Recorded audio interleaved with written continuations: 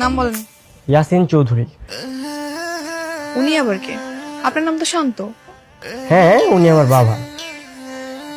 আচ্ছা, কত টাকা? 500 টাকা।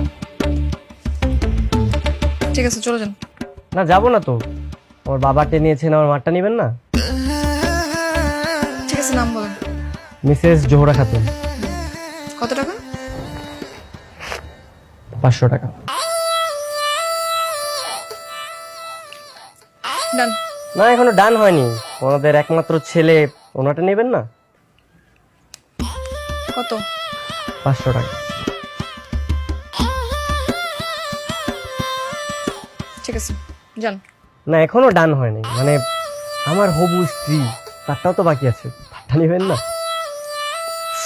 নাম বলেন। নাম আরোহী মিম।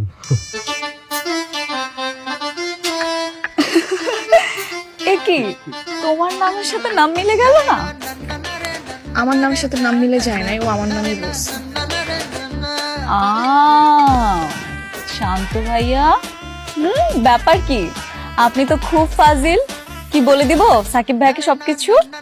আরে সাকিবকে বলতে কিছু হবে না, ও তো আর আমার বন্ধু না, ও এখন আমার বেয়াই। তুমি যদি চাও বলতে পারো, যাও বলো বলো, কোনো সমস্যা নেই। না না, ঠিক আছে ঠিক আছে।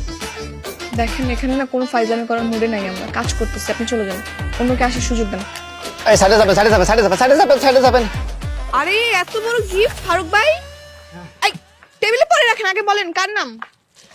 কি আমি বুঝলাম না, কিন্তু সামনে লেখাই আছে, ওই যে ফারুক ভুইয়া সবচেয়ে বড় উপহার লেখা আছে না?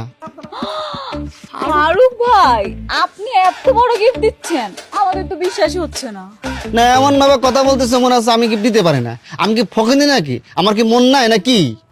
টেবিলের সবচেয়ে বড় গিফট, তা আবার ফারুক ভুইয়ার? হ্যাঁ হ্যাঁ, আমার মন বড়, হৃদয় বড়, এই জন্য আমি বড় গিফট নিয়ে আসছি। দেখি আরে এখানে দেখা লাগে ভিতরে কি আছে। ফারুক ভাই, তাহলে একটু খুলেন দেখি। তোমার দেখাবো কিছু না, আমি যারা গিফট করছি সে দেখবে। হ্যাঁ, ভিতরে কি আছে সেটা দেখতে হবে না? দেখি।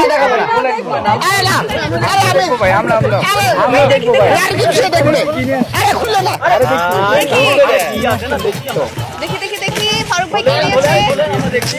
এত বড় গিফট। ফারুক ভাই, ফারুক ভাই,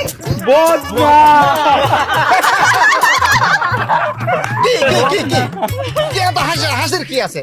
বদনাটা তো প্রয়োজনীয় জিনিস, সবার লাগে। আপনার লাগে না, তোমাদের লাগে না নাকি? বুঝলাম না, হি হি হি হি শুরু করে দিয়েছে। তাই বলে বদ না। গরিব আমি যা পারছি তাই দিয়েছি আমি।